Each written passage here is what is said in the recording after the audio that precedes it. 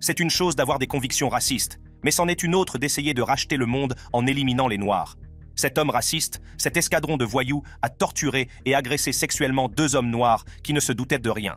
Qu'ils aient pour mission divine de sauver le monde ou qu'ils soient tout simplement diaboliques, ces accusés sont sur le point de faire face aux conséquences de leurs actes. José Torres. Nous sommes le 25 juillet, un mois à peine après l'horrible fusillade raciste dans une église historiquement noire de Charleston, en Caroline du Sud. La nation est encore sous le choc de cette tragédie lorsqu'un autre incident effroyable se produit à Douglasville, en Géorgie. José Torres et Kayla Norton, ainsi qu'un groupe de suprémacistes blancs se faisant appeler « Respect the Flag », décident de se déchaîner. Les drapeaux confédérés flottant sur leur camionnette, le groupe se met en route pour ce qu'il prétend être une randonnée destinée à célébrer l'héritage du drapeau. Mais leurs véritables intentions ne tardent pas à se manifester. Le service d'urgence du comté de Paulding commence à recevoir des appels concernant le groupe qui menace des citoyens afro-américains et profère des insultes racistes. La situation s'aggrave lorsque le groupe tombe sur une fête d'anniversaire en plein air pour un enfant noir de 8 ans. Une fête joyeuse avec un barbecue et un château gonflable tourne au cauchemar. Les fêtards, majoritairement afro-américains, sont soudain confrontés à ce groupe de camions. Les passagers crient une litanie d'insultes raciales en passant, créant une atmosphère de peur et de tension. Mais cela ne s'arrête pas là. Plusieurs membres du groupe, dont José Torres et Kayla Norton, sortent de leur camion et s'approchent des fêtards. L'atmosphère passe de tendue à terrifiante lorsqu'ils commencent à menacer les participants. Ils crient qu'ils vont tuer tout le monde, ce qui rend la situation dangereuse. Des témoins et d'autres accusés déclareront plus tard que c'est Norton qui a récupéré le fusil de Torres, un fusil tactique de calibre 12 avec une poignée pistolet, et l'a chargé avant de le lui remettre. Les fêtards, qui étaient là pour célébrer l'anniversaire d'un enfant de 8 ans, sont maintenant confrontés à une situation qui met leur vie en danger. Les enfants et leurs familles sont en proie à la panique et à la peur. Des images de la fête filmées par téléphone portable montrent des policiers tentant de former une barrière pour protéger les familles alors que les camions s'éloignent. Mais le mal est déjà fait. La fête a été gâchée par un acte de haine et de racisme. Plus tard, Torres déclare au tribunal qu'il portait le fusil de chasse pour se défendre, mais ses actes et les dépositions des témoins donnent une image différente. Il reconnaît avoir menti à la police au sujet de l'arme et admet l'avoir vendue avant son arrestation. Avance rapide jusqu'au 27 février. La salle d'audience est remplie de tension alors que se déroule le procès de José Torres et Kayla Norton. Le jury déclare Torres et Norton coupables d'avoir proféré des menaces terroristes et d'avoir enfreint la loi sur le terrorisme et la prévention des gangs de rue en Géorgie. Torres est également reconnu coupable d'agression aggravée. Bien que la Géorgie ne dispose pas d'une loi spécifique sur les crimes de haine, le juge de la Cour supérieure William Bo McLean et le procureur Brian Fortner décrivent le comportement du groupe comme un crime de haine. Le jour de la sentence arrive et les émotions sont à leur comble. Torres et Norton sont assis, courbés sur eux-mêmes, et pleurent lorsque le juge McLean prononce leur sentence. José Torres est condamné à 13 ans de prison avec 7 ans de mise à l'épreuve. Kayla Norton est condamnée à 6 ans de prison et à 9 ans de mise à l'épreuve. En plus de leur peine d'emprisonnement, tous deux sont bannis du comté de Douglas, un message clair indiquant que leurs actes ne seront pas tolérés. Pendant le prononcé de la peine, Madame Norton pleure et s'excuse auprès de la famille qui a subi l'agression. « Je suis tellement désolée que cela vous soit arrivé », dit-elle, les larmes aux yeux. « Je suis vraiment désolée que cela vous soit arrivé », dit-elle, les larmes aux yeux. Les peines prononcées sont destinées à dissuader d'autres personnes d'envisager des actes similaires. Les victimes, cependant, font preuve d'une force et d'un pardon remarquables. Iyesha Bryant, qui a assisté à la fête, témoigne pour les victimes et dit qu'elle pardonne au couple. Kayla et son partenaire s'effondrent alors dans des larmes de regret. L'affaire ne s'arrête pas à Torres et Norton. Plusieurs mois après l'attaque, le groupe Respect the Flag est inculpé en tant que gang de rue par un grand jury du comté de Douglas. Les autorités reconnaissent qu'il ne s'agissait pas de faire flotter un drapeau, mais d'utiliser un fusil de chasse pour menacer et intimider des personnes en raison de la couleur de leur peau. Prenez place au palais de justice du comté de Glynn pour écouter le procès de 3 hommes qui ont assassiné un jeune garçon noir sain et sauf.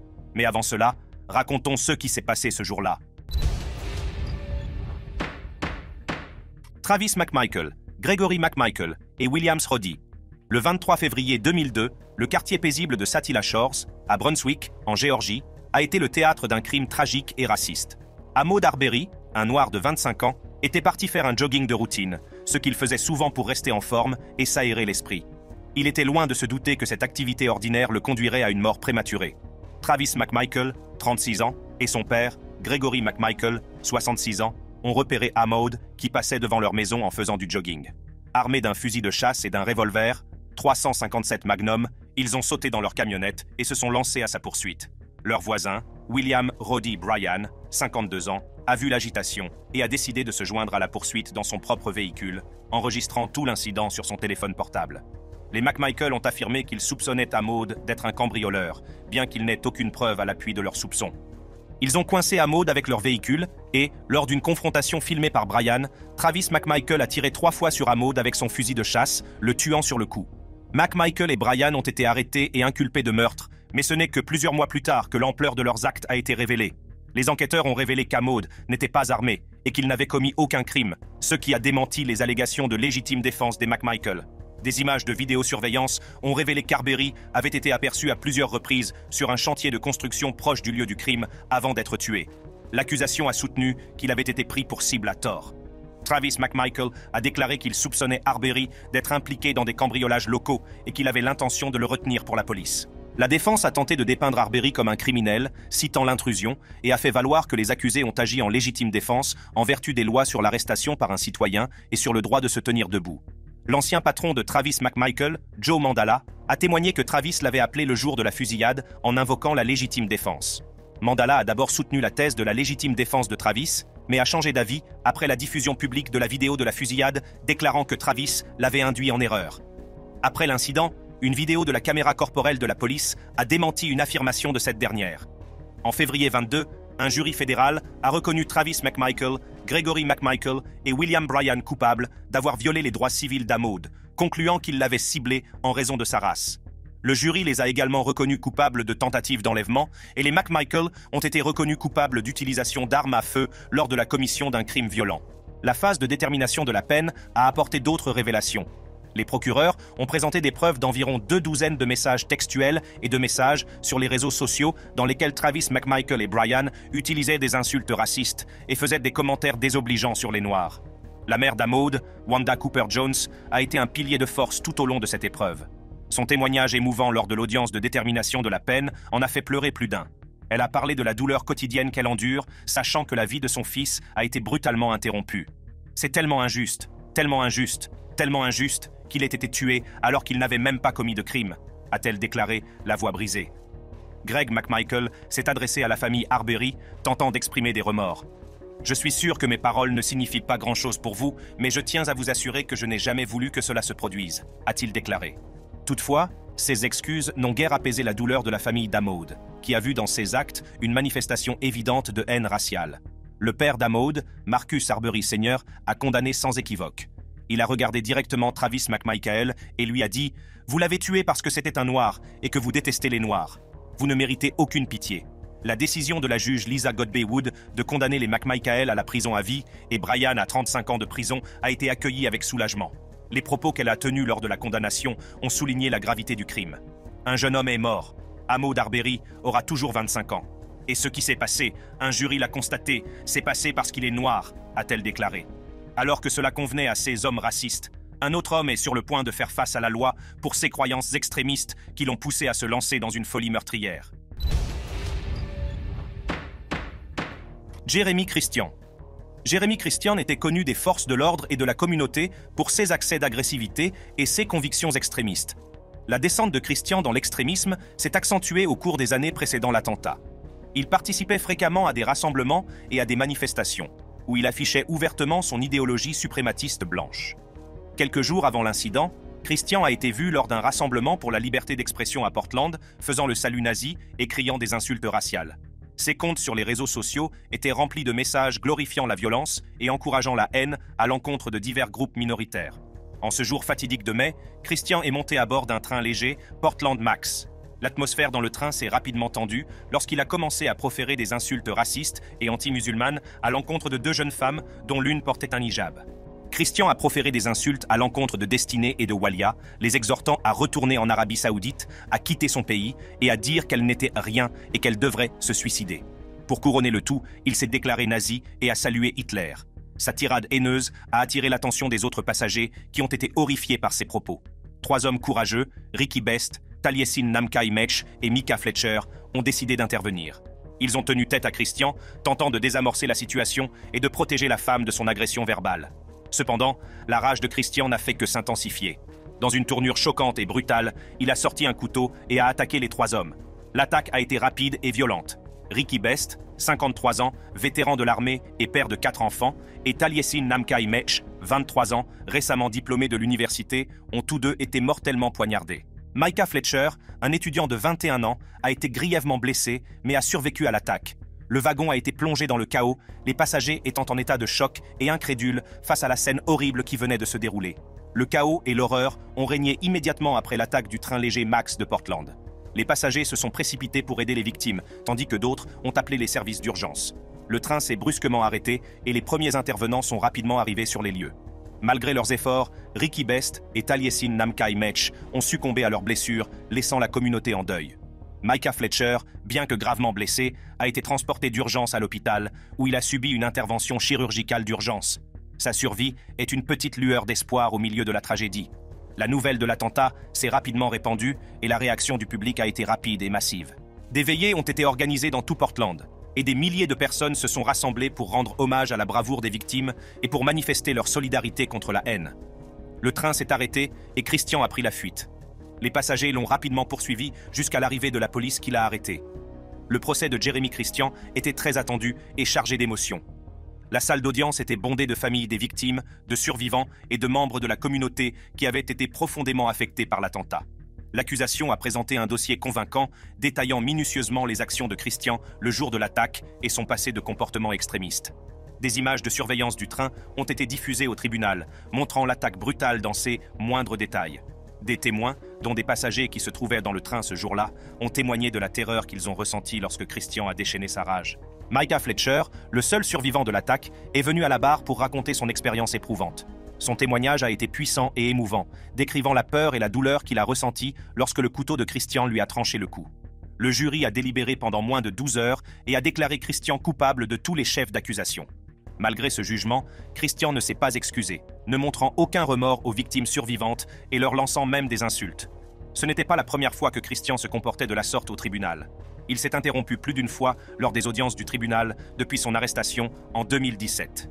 Le drame de la salle d'audience a atteint un point d'ébullition lorsque Demetria Hester, la victime de l'agression précédente de Christian, a exprimé sa frustration face à la prolongation du procès qui a duré plus de 2 ans. Le commentaire de Demetria a déclenché une crise plus intense et Christian a exprimé son regret de ne pas lui avoir ôté la vie. Il a traité Micah Fletcher, la victime survivante, de mouchard et a dit qu'il espérait que les familles des défunts meurent. Juste avant sa condamnation, Christian a fait une déclaration décousue dans laquelle il a rejeté la responsabilité sur ses victimes, a nié être raciste et a insisté sur le fait qu'il n'avait fait que se défendre. Christian a affirmé qu'il regrettait que 2 personnes aient perdu la vie, mais qu'il ne regrettait pas les actes qui ont conduit à leur mort. Le juge n'a pas hésité à condamner les actes de Christian, les qualifiant d'actes de pure haine et de racisme. Dans une déclaration puissante, le juge a souligné l'importance de s'opposer à la haine et de protéger les communautés vulnérables. Jeremy Christian a été condamné à la prison à vie sans possibilité de libération conditionnelle, ce qui garantit qu'il ne représentera plus jamais une menace pour la société. Au tribunal du comté de Neshoba, cet autre homme raciste, qui pensait avoir échappé à la loi, est sur le point d'y être confronté. Edgar Ray Killen. L'éducation d'Edgar Ray Killen dans le Sud profond au début du XXe siècle l'a exposé à la ségrégation raciale omniprésente et aux idéologies de suprématie de la race blanche qui sévissaient dans la région.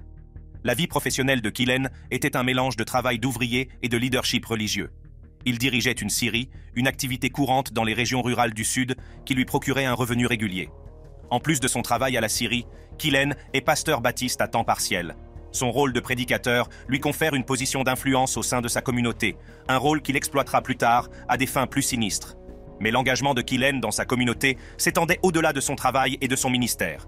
Il était Kleagle, ou recruteur, pour le Ku Klux Klan, en particulier pour les sections des comtés de Neshoba et de Lauderdale. Le clan, organisation suprématiste blanche, était connu pour ses tactiques violentes et ses campagnes de terreur contre les Noirs américains et les militants des droits civiques.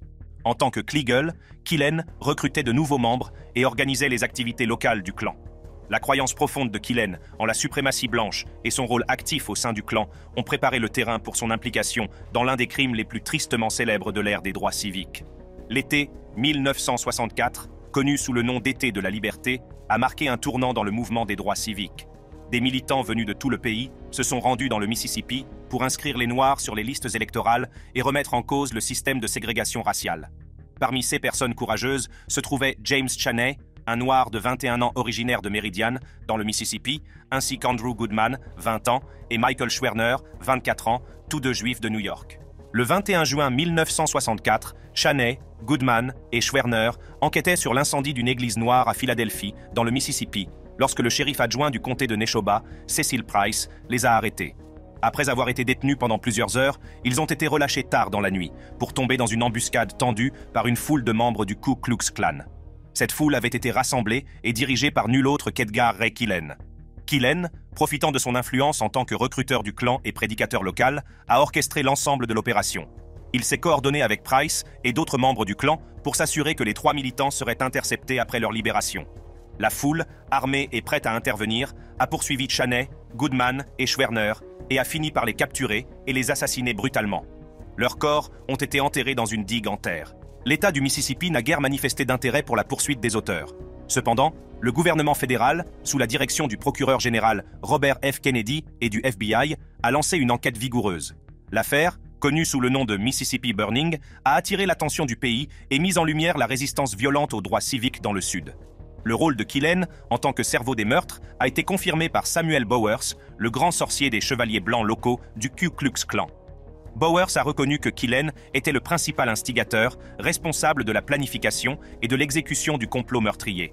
Malgré les preuves accablantes, les premières tentatives pour traduire Killen et ses co-conspirateurs en justice se sont heurtées à des obstacles de taille, notamment un jury exclusivement blanc et un système judiciaire profondément ségrégationniste.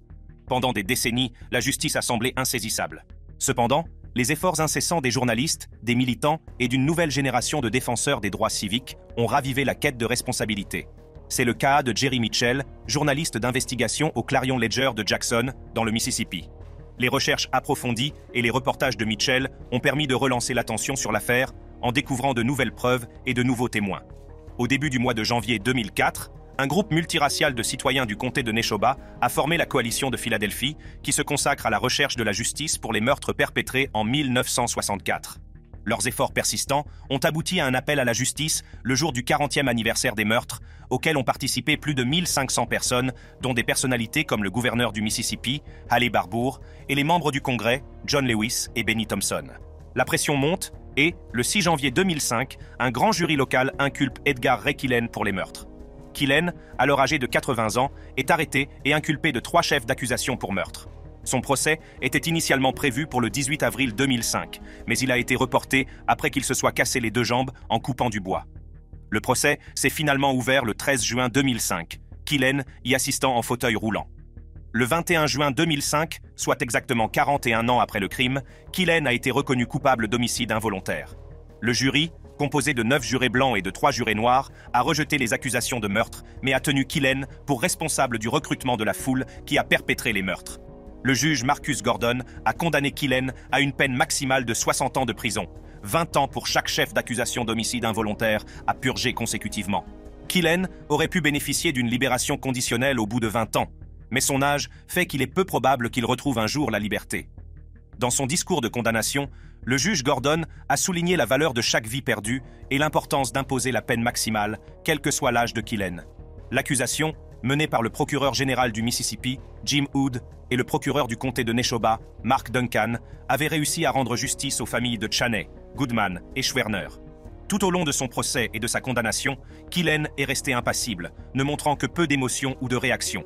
Il a choisi de ne pas témoigner pour sa défense et n'a pas présenté d'excuses ni exprimé de remords pour ses actes. Hunter Elward et Jeffrey Middleton. Le 24 janvier 2023, un incident horrible s'est produit dans le comté de Rankin, dans le Mississippi. Les anciens adjoints du shérif Hunter Elward et Jeffrey Middleton, ainsi que 5 autres agents, ont été impliqués dans la torture brutale de 2 hommes noirs, Michael Jenkins et Eddie Parker. Les agents, qui faisaient partie d'un groupe tristement célèbre sous le nom de Goon Squad, ont fait irruption dans la maison où se trouvaient Jenkins et Parker en réponse à une plainte d'un voisin blanc concernant une activité suspecte. Les charges retenues contre Elward et Middleton sont stupéfiantes. Elles comprennent la conspiration en matière de droit civil, la privation de droit sous couvert de la loi, la décharge d'une arme à feu lors d'un crime violent, la conspiration en vue d'entraver la justice et l'entrave à la justice. Ces chefs d'accusation découlent des actions des officiers pendant les 90 minutes d'épreuve au cours desquelles Jenkins et Parker ont été menottés, battus, agressés sexuellement avec un jouet sexuel et électrocutés avec des tasers. Elward a même tiré sur Jenkins dans la bouche, le laissant en sang sur le sol. Au lieu de fournir une aide médicale, les officiers ont concocté une fausse histoire et altéré les preuves pour dissimuler leurs actes odieux. Cette violation flagrante des droits civils et cet abus de pouvoir ont conduit à leur arrestation et à leur procès.